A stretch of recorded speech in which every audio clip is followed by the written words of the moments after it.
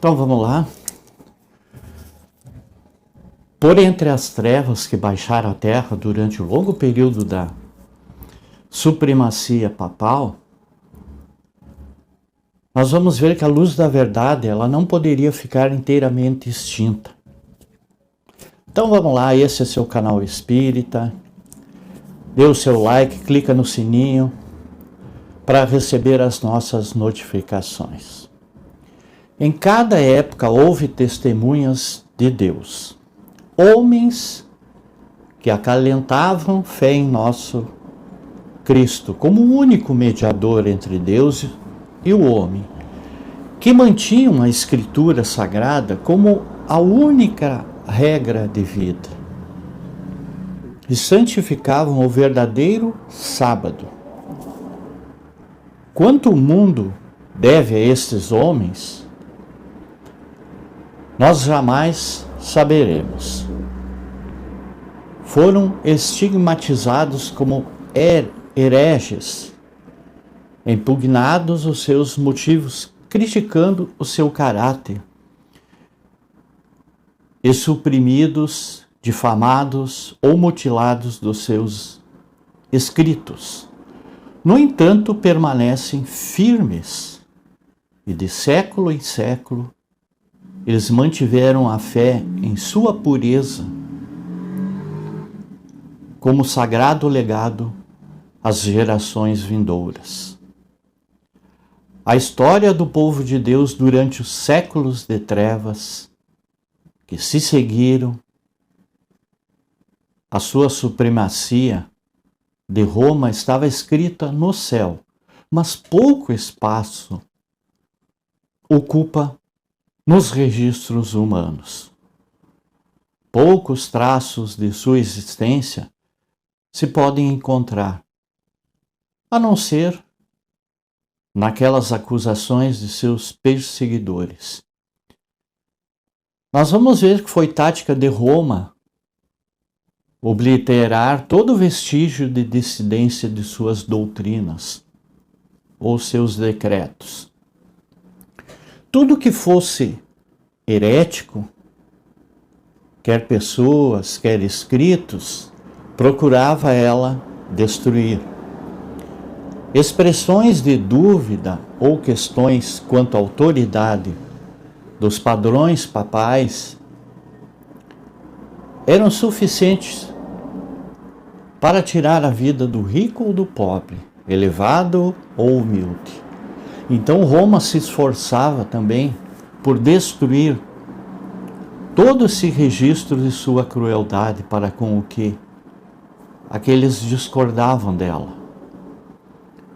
Os concílios papais decretavam que livros ou escritos contendo relatos desta natureza deviam ser lançados às chamas.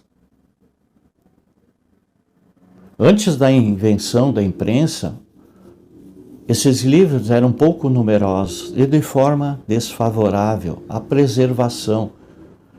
Portanto, nós vamos ver que pouco havia a impedir que os romanistas levassem a efeito o seu desígnio.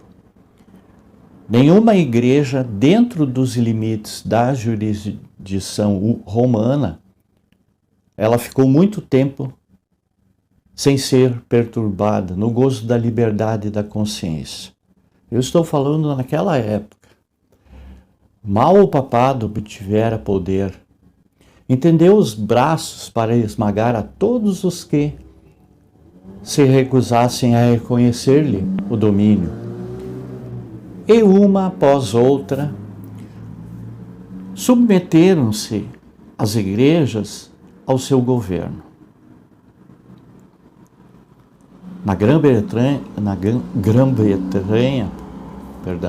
o primitivo cristianismo, ele muito cedo, ele deitou raízes. O evangelho recebido pelos bretões, lá nos primeiros séculos, não se achava então corrompido pela apostasia romana. a perseguição dos imperadores pagãos, que se estendeu mesmo até aquelas praias distantes, foi a única dádiva que a primeira igreja da Bretanha recebeu de Roma. Muitos daqueles cristãos fugindo da perseguição na Inglaterra, elas encontraram refúgio na Escócia.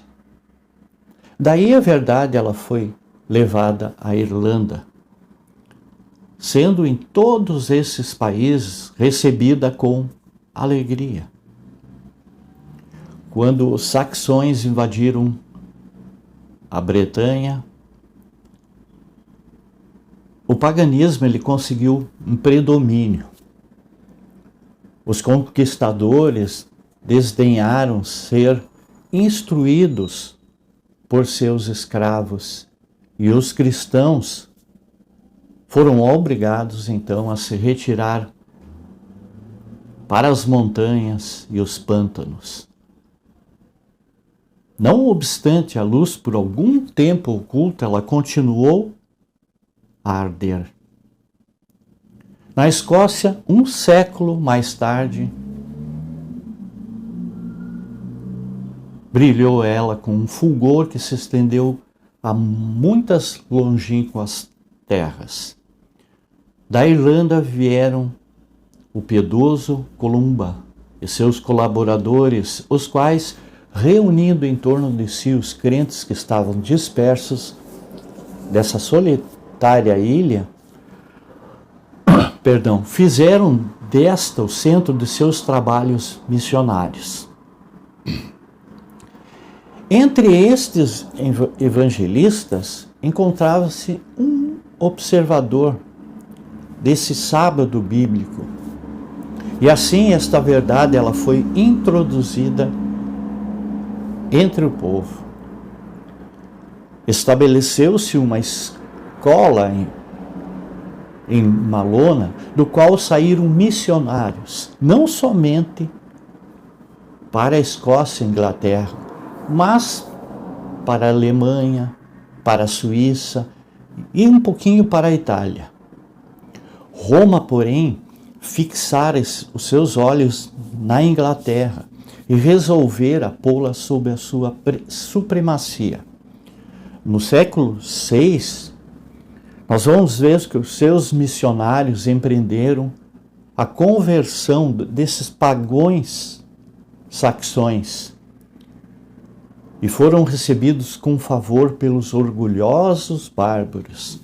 Induziram muitos milhares a professar a fé romana. Esse trabalho ele progredia e os dirigentes papais e seus conversos, eles encontraram os cristãos primitivos. Eloquente contraste se apresentou. Os últimos eram simples, humildes e de caráter.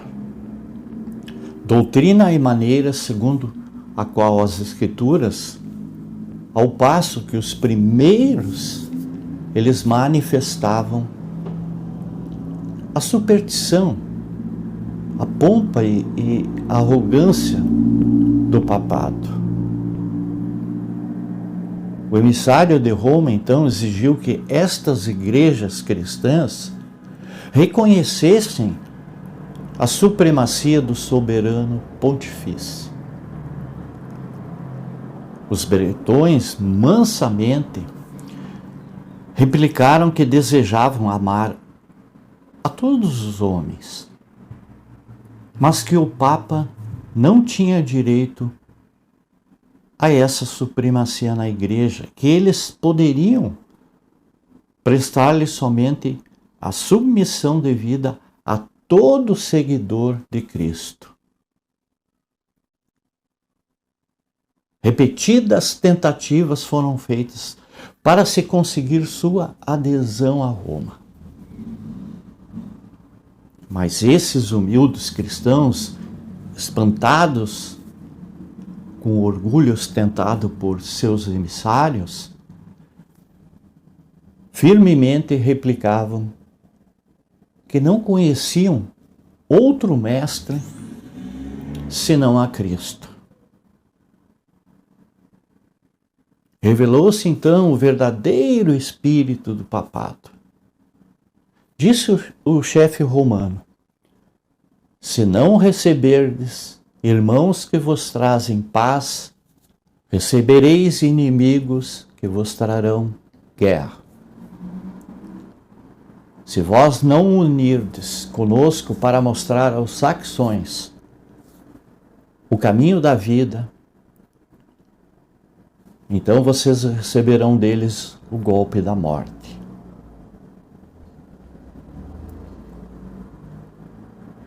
Não era isto uma simples ameaça. Guerra, intriga, engano foram empregados contra as testemunhas de uma fé bíblica. Até que as igrejas da Inglaterra, elas foram destruídas ou obrigadas a submeter-se à autoridade do Papa. E em terras que ficavam além da jurisdição de Roma, existiram por muitos séculos corporações de cristãos que permaneceram quase inteiramente livres da corrupção papal. Eles estavam rodeados de pagãos e no transcorrer dos séculos foram afetados por seus erros, mas continuaram a considerar a Escritura Sagrada como a única regra de fé, aceitando muito de suas verdades. Estes cristãos acreditavam na perpetuidade da lei de Deus. E eles observavam o sábado daquele quarto mandamento. Igrejas que se mantinham nesta fé e prática, elas existiram na África Central e entre os armênios, na Ásia. Mas, dentre esses que resistiram ao ser cada vez mais apertado do poder do Papa, foram os valdenses, que ocuparam uma posição preeminente. A falsidade e corrupção papal encontraram essa mais decidida residência na própria terra em que o Papa fixara a sua sede. E durante séculos, as igrejas do Piemonte mantiveram-se independentes. Mas, afinal, chegou o tempo em que Roma insistiu em submetê-las. Então, depois de lutas inúteis contra a tirania, esses dirigentes dessas igrejas reconheceram relutantemente a supremacia do poder a que o mundo todo parecia render homenagem. Esses valdeses, depois, nós podemos falar um pouquinho mais, foram muito importantes para a